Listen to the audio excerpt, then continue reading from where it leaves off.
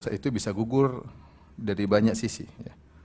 Dosa-dosa bisa gugur ya dengan banyak sebab.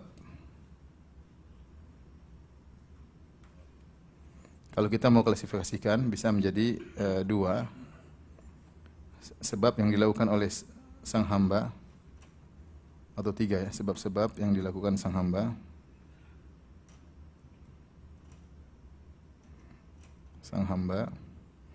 Yang berikutnya dosa, sebab-sebab yang merupakan kebaikan orang lain kepadanya,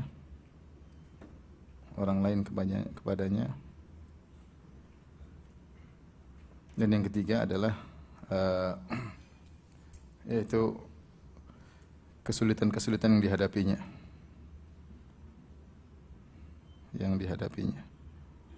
Ini semua penyebab gugurnya dosa-dosa. Baik, kita akan sebutkan. Kita ini manusia, tidak luput dari dosa, siapapun kita ya.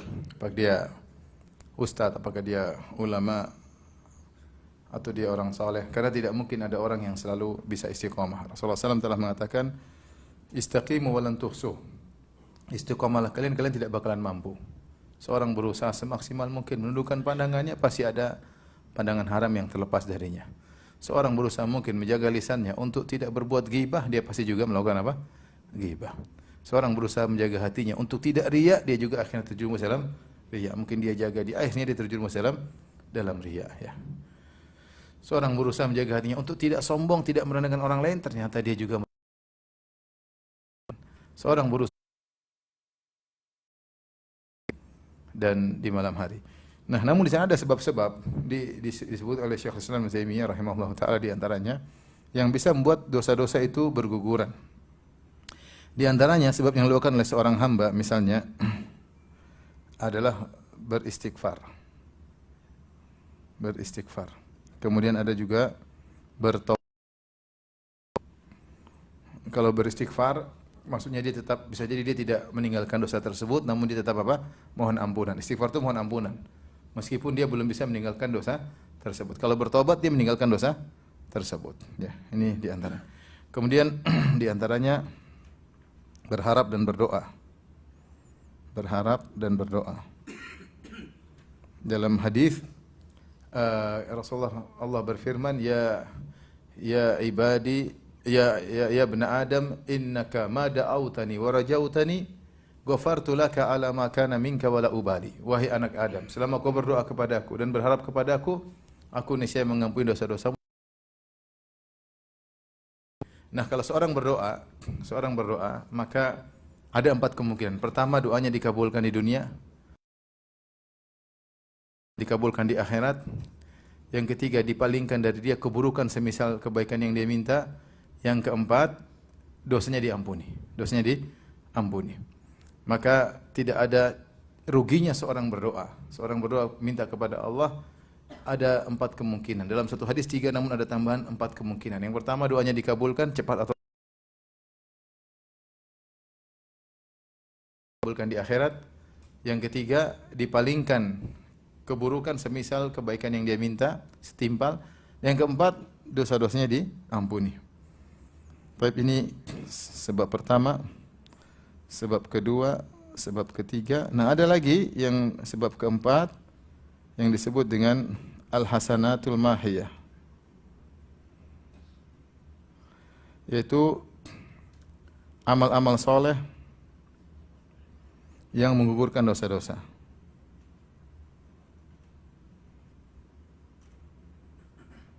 Ini juga penyebab, ini yushakuha illa kafarallahu biha min khotayahu. Tidaklah seorang hamba ditimpa dengan keletihan atau sakit atau kegelisahan baik orang lain kepadanya. Contoh apa? Doa orang lain kepadanya ya. Misalnya doa orang lain kepadanya. Misalnya sedekah orang lain atas nama dia. Misalnya haji dan umrah.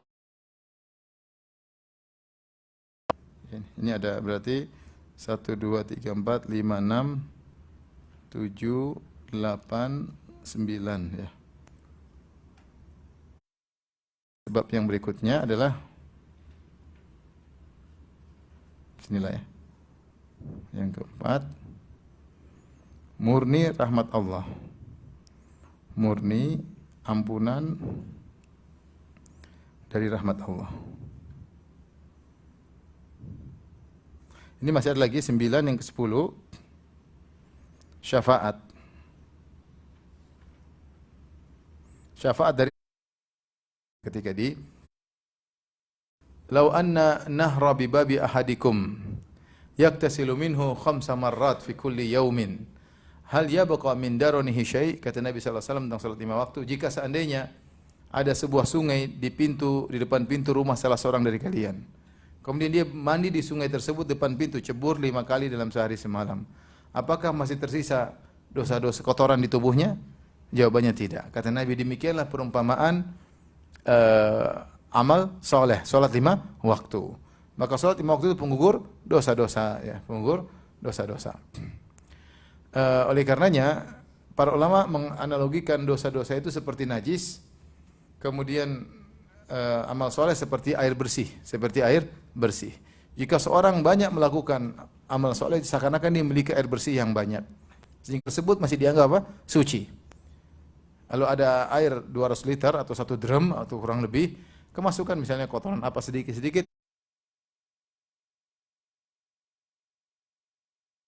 lamam itu adalah dosa-dosa kecil, tidak bisa dihindari. Salah ngomong, salah melihat, mungkin melihat yang haram, tidak apa. Ketika di dalam negeri bertakwa, di luar negeri ternyata tidak bertakwa. Ketika depan banyak orang bertakwa, namun ketika bersendirian tidak bertakwa. Ketika dia mukim, dia bertakwa. Ketika musafir, dia tidak bertakwa. Maka Rasulullah mengatakan, ittaqillah haitsuma kunt. Bertakwalah kepada Allah dimanapun engkau berada. Demikian juga terkait dengan waktu. Jangan seorang bertakwa hanya di siang hari, malam hari tidak bertakwa. Jangan seorang hanya bertakwa malam hari, siang tidak bertakwa. Dia bertakwa di pagi hari, siang hari, sore hari, malam hari. Namun Nabi mengabarkan kau tidak bakalan mampu. Karena potensi manusia pasti melakukan apa? Dosa, entah kelepasan, lagi syahwat lagi mendominasinya, lagi keinginannya mendominasinya, sehingga dia akhirnya melakukan dosa. Nah, kalau kamu melakukan dosa karena kamu tidak mau mampu selalu bersih, kata Nabi, wa'at bi sayyatal hasanata muhwa. Yaitu artinya sertakanlah dosa dengan kebaikan. Niscaya menghapus dosa tersebut. Terutama kalau kebaikan-kebaikan yang semisal dengan dosa yang dia lakukan. Contoh, misalnya seorang, dia pandangan tidak sengaja dia melihat wanita terbuka aurat. Maka kata para ulama, perbanyak lihat Al-Quran. Dosa yang dilakukan matamu diganti dengan pahala yang dilakukan dengan apa? Matamu. Kalau kau terlalu banyak bicara tidak ada manfaat, tutup dengan banyak berzikir kepada Allah Subhanahu wa taala, sehingga jadi pengontrol dan pengeimbang, dan bisa jadi dosa-dosa lisanmu diampuni oleh Allah Subhanahu wa taala. Kalau seorang misalnya agak terlambat sholat, terlambat bangun, terlambat ini, maka perbanyaklah sholat-sholat sunnah. Perbanyaklah sholat-sholat sunnah untuk menambal kekurangan yang dia lakukan. Seperti itu. Kalau seorang misalnya dalam muamalahnya ternyata masih ada hal-hal yang mungkin syubhat atau yang, maka perbanyak sedekah. Perbanyak sedekah. Sebagaimana kata Rasulullah SAW, ya ma'syarat tujjar, wahai para pedagang sekalian, sungguhnya akad-akad kalian ini dihadiri oleh syaitan. Maka bersihkanlah dengan banyak apa? Bersedekah kepada Allah Subhanahu wa taala, bersedekah kepada orang miskin dengan mensucikan, ya. Dan semisal itu. Jadi dosa-dosa yang kita lakukan, kalau kita bisa melakukan amal soleh yang seimbang, maka akan bisa menggugurkan dosa-dosa tersebut, ya. Dosa tersebut. Makanya jika seorang pernah menggibah orang lain, dia menceritakan kegilaan orang depan orang, dan orang yang digibah tidak tahu, maka dia harus bayar atau dia tebus dengan menceritakan kebaikan-kebaikan orang tersebut di majelis yang dimana dia pernah menggibah lelaki tersebut. Dengan dia sudah mencoreng nama baik orang tersebut, maka dia memperbaiki citra orang yang dia corengi tersebut. Ini contoh bahwasanya kebaikan-kebaikan bisa menghapuskan dosa-dosa. Taib, ini dalil-dalilnya. Kemudian contoh-contoh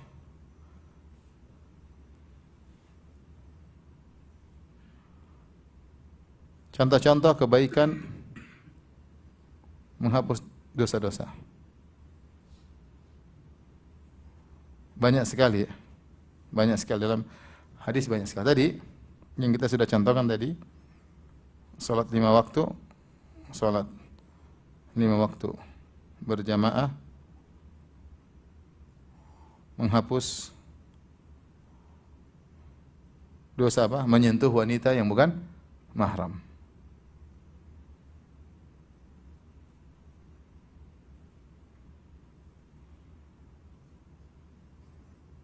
Tentu tidak bukan menggampangkan ya, bukan menggampangkan ya. Contoh ini. Sama seperti dalam hadis, jangan sampai salah paham. Hadis tentang seorang wanita, seorang pezina yang melewati sebuah sumur, tiba-tiba ada seekor anjing yang haus, muter-muter di atas sumur tersebut, ingin minum air tapi enggak bisa karena dia enggak bisa berenang. Bahkan dia keluarkan lidahnya karena saking kehausan. Maka wanita pun kasihan, maka dia pun melepaskan fanazaat muqah, dia lepaskan sepatunya, kemudian fanazalat fi bi'r, dia turun di sumur, kemudian dia isi air di sepatunya tersebut, kemudian digigit sepatunya, kemudian naik ke sumur. Setelah itu dia minumkan anjing tersebut, kata Nabi SAW, faghfarallahu laha bihi, maka Allah ampuni wanita tersebut gara-gara dia meminumkan seekor apa? Memberi minum kepada seekor anjing. Jangan sampai orang, enggak apa-apa, kita berzina habis itu cari anjing, kasih minum, kalau enggak ada kucing juga enggak apa-apa. Enggak boleh. Ya, enggak apa-apa. Ini salah paham ya. Tapi maksud saya kebaikan bisa menggugurkan dosa. Tapi bisa, kata Ibnu Qayyim, karena keikhlasan yang dalam hatinya. Artinya seorang berusaha untuk melakukan kebaikan yang bisa dia lakukan. Ya, jangan dia sepelekan karena kebaikan-kebaikan selain dapat pahala punya fungsi untuk menggugurkan apa? Dosa-dosa. Untuk menggugurkan dosa-dosa dan semaksimal mungkin meninggalkan dosa-dosa besar. Makanya saya bilang kita ini berusaha meninggalkan dosa-dosa besar. Dan tidak mungkin antum bisa meninggalkan dosa besar kecuali antum tahu dosa-dosa besar apa saja untuk antum hindari. Kalau antum tidak tahu bagaimana antum bisa menghindari dosa besar? Kata seorang penyair, kaifa yattaqi man la yadri ma yattaqi. Bagaimana seorang bisa menghindar dari suatu perkara yang dia tidak tahu apa yang harus dia hindari? Saya ingin meninggalkan dosa besar. Dosa besar apa? Saya enggak tahu ya. Betapa banyak orang kalau kita bilang kamu jangan melakukan syirik. Saya tidak syirik, tapi dia tidak tahu definisi syirik. Sehingga akhirnya terjerumus dalam kesyirikan karena tidak tahu definisi apa? Syirik. Jimat dianggap tidak syirik, pergi ke dukun dianggap tidak syirik, minta kepada mayat dianggap tidak syirik, nyembelih untuk jin dianggap tidak syirik, tidak tahu syirik. Dia pikir syirik itu kalau pindah agama. Dia pikir syirik itu kalau pindah agama. Maka kalau ingin bisa meninggalkan dosa-dosa besar, maka harus mengetahui tentang model-model dosa besar apa saja. Tapi ini diantara dalil tentang bahwasanya amal soleh bisa menggugurkan dosa-dosa. Di antaranya dalam hadis Rasulullah SAW mengatakan, misalnya, man tawadda'a nahwu wudu'i hadza, thumma shalla rak'ataini la yuhadditsu fihi ma nafsuhu ghufira lahu ma taqaddama min dhanbi. Wudu dan salat 2 rakaat, salat wudu 2 rakaat khusyuk. Ini juga menggugurkan dosa-dosa. Kata Nabi SAW, siapa yang berwudu dengan wuduku seperti ini, itu wudu yang sempurna. Kumur-kumur, istinsyak, istinthar, sesuai sunnah. Siapa yang berwudu seperti wuduku ini, kemudian salat 2 rakaat, itu salat sunnah wudu. Atau salat yang lain, tidak apa. La yuhadditsu fihi ma nafsuhu. Ketika dia salat, dia tidak pikirannya ngobrol kemana-mana. Kata Nabi, dia tidak mengajak jiwanya untuk berbicara.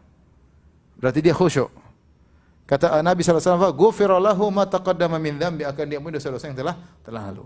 Maka seorang berusaha, kalau dia salat, mau salat duha kayak salat wudu kayak, dia ambil wudu yang sempurna, dia hayati wudu tersebut, kemudian salat 2 rakaat Allahu Akbar, fokus tentang apa yang dia baca. Para ulama memberi toleransi. Kalau pikirannya kemana-mana, selama masih terkait dengan akhirat, maka masih aman, dimaafkan. Dia salat, tahu dia ingat kuburan. Dia salat, tiba-tiba dia ingat kedua orang tuanya, dia kurang berbakti. Tiba-tiba dia tentang terkait masih akhirat, maka masih dianggap khusyuk. Meskipun mungkin di luar daripada konteks apa yang sedang dia baca. Tetapi selama pikirannya masih akhirat, dia mungkin berpikir tentang hari kiamat, tentang alam barzah, tentang kekurangannya, tentang dosa yang dia lakukan, maka ini masih dianggap khusyuk oleh syariat. Sehingga kalau dia salat 2 rakaat dengan kekhusyukan seperti ini, maka diampuni dosa-dosanya yang telah lalu. Contohnya lagi, misalnya umrah kepada umrah berikutnya. Umrah hingga umrah berikutnya. Kata Nabi SAW, al-umratu ilal umrati kaffaratun lima bainahuma. Antara umrah yang satu dengan umrah yang lain akan menggugurkan dosa-dosa di antara keduanya. Antum umrah misalnya bulan Januari. Kemudian umrah Januari tahun depan. Maka dosa antara Januari yang pertama sampai Januari tahun depan diampuni oleh Allah Subhanahu wa taala. Antum umrah tahun 2020, umrah lagi tahun 2023. Dosa antara tahun 2020 sampai 2023 semuanya diampuni oleh Allah Subhanahu wa taala. Ustaz kalau gitu umrahnya jarang-jarang aja, Ustaz. Kalau umrah tiap bulan percuma, Ustaz, belum ada dosa sudah apa? Diampuni lagi. Siapa yang bilang belum ada dosa? Satu hari jadi banyak dosa, apalagi satu bulan. Taruhlah kamu bersih dosa-dosamu, terus kamu umrah, maka terangkat derajatmu. Terangkat apa? Derajatmu. Dia bilang, Ustaz, saya sudah apa namanya? Bersih, baru kemarin umrah. Sekarang berapa minggu lagi umrah lagi. Atau seperti orang tadi salat 5 waktu, sudah bersih dia salat lagi. Maka taruhlah dia sudah bersih dari dosa-dosa. Kalau banyak amal kebaikannya, maka akan naik derajatnya. Bahkan Ibnu Taimiyah mengatakan bahkan bisa menggugurkan dosa besar yang dia lakukan. Bahkan bisa menggugurkan dosa besar yang dia lakukan karena begitu kuatnya amal soleh yang dia lakukan. Dalam hadis yang lain kata Rasulullah SAW, tabi'u bainal haji wal umrah fa innahuma yanfiyani al-faqr wa dhunub kama yanfil kir khabathal hadid.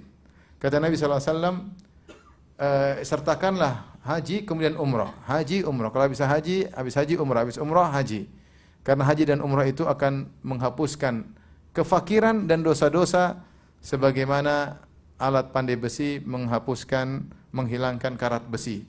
Jadi seorang kalau ingin ekonominya bertahan, sering umrah dan sering haji. Dan kalau ingin dosa-dosanya diampuni, sering umrah dan sering haji. Tapi ini saya ingin sampaikan bahwasanya umrah itu bisa menghapuskan dosa-dosa di antara keduanya. Kemudian juga Ramadan satu dengan yang lainnya.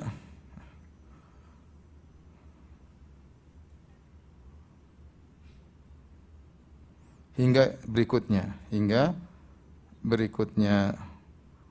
Sama di antara sebab-sebab mengukur dosa adalah puasa bulan Ramadan dengan sebaik-baiknya. Jika seorang puasa Ramadan dengan baik kemudian dapati Ramadan berikutnya, jika dia puasanya sempurna maka akan dihapuskan dosa-dosa di antara keduanya. Dan di antara yang sangat menakjubkan adalah haji. Itu apa? Haji. Haji juga bisa menghapuskan dosa-dosa. Bahkan sangat kuat penghapusan dosanya sampai semua dosa besar, dosa kecil semua hilang. Ini semua yang lainnya, ini hanya dosa-dosa kecil. Yang pertama 1, 2, 3, 4, ini cuma dosa-dosa kecil yang hilang. Tapi kalau haji, dia punya kelebihan, dia menggugurkan bahkan dosa-dosa besar. Karena Rasulullah SAW bersabda, "Man hajja lillah walam yarfuth walam yafsuk, raja'a min dhunubi ka yaumin waladatuhu ummuh." Mereka orang-orang yang berzikir, yang menuntut ilmu di antaranya adalah suatu kaum yang orang duduk bersama mereka tidak akan tidak akan merugi. Di antaranya yang ikut duduk di situ bersama mereka kecipratan diampuni dosa-dosanya oleh Allah Subhanahu wa taala. Dan masih banyak ya, seperti misalnya berbakti pada orang tua ya.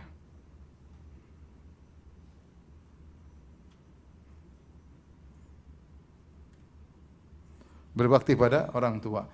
Suatu hari dalam suatu hadis yang hasan, ada seorang wanita, dia belajar sihir.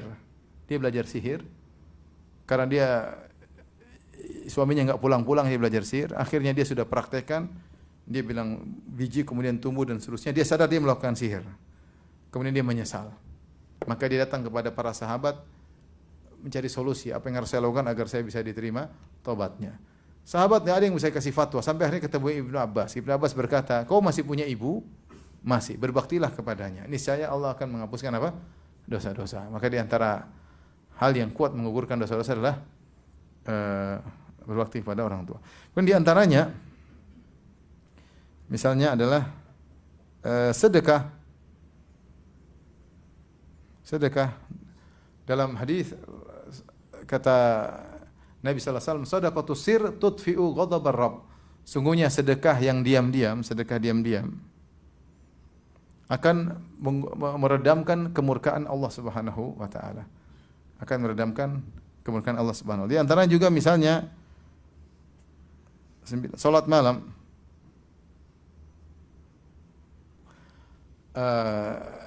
Rasulullah menyebutkan di antara keutamaan salat malam adalah menggugurkan dosa-dosa.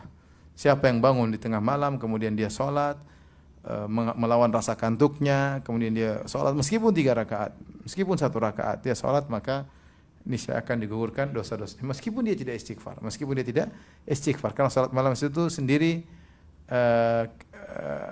penggugur dosa, menghalang daripada kemaksiatan, dan di antara fungsi salat malam adalah menggugurkan dosa.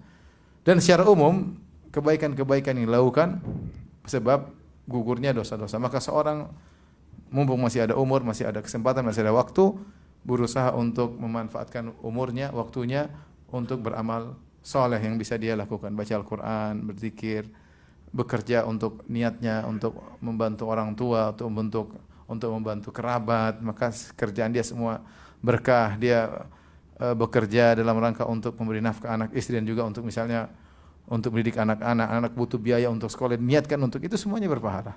Kegiatan dia dari awal sampai akhir semuanya berpahala di sisi Allah Subhanahu wa taala. Inilah ikhwan dan akhwat yang dirahmati Allah Subhanahu wa taala, al-hasanatul mahiyah, di antara sebab gugurnya dosa-dosa adalah orang banyak melakukan amal kebajikan. Semakin banyak melakukan amal kebajikan, maka semakin banyak air bersih yang dia miliki. Dan kalau semakin banyak air bersih yang dimiliki, kalau ada dosa, noda-noda, najis-najis, akan diabaikan oleh Allah Subhanahu wa taala. Demikian wallahu taala alam bisawab. Kalau ada yang bertanya, saya persilakan.